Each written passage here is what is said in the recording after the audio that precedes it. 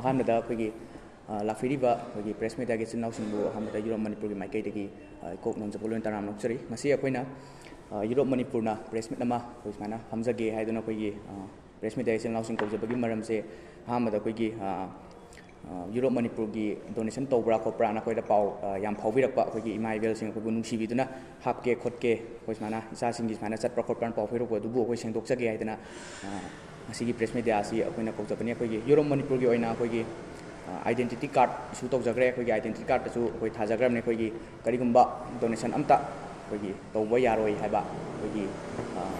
ID card असिदा अखोई terms and condition गा लोइनना अखोई सि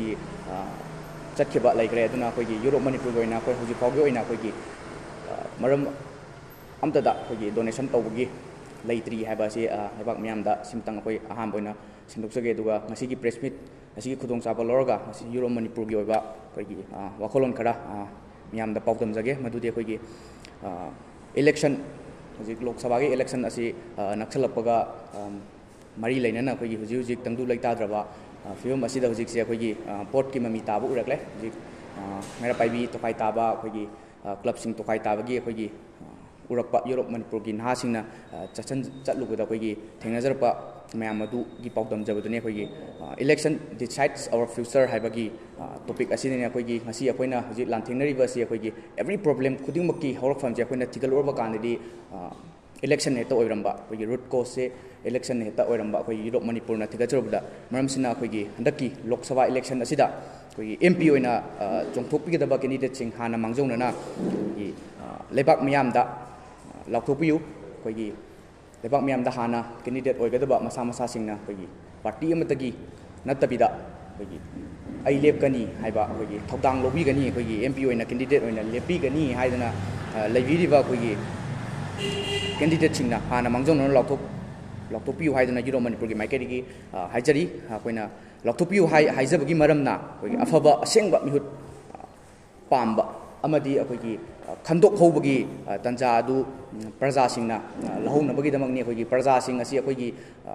मतम मतंगी मतुंगिना इलेक्शन मतम हेक यौरपगा अखोई तुइन तुमिना लेगिबसी तसेंगना अखोई यूरोप मणिपुर की माइकेदगी तसेंगना नुवाइतो फावी मरम असिना अखोई हंदक्की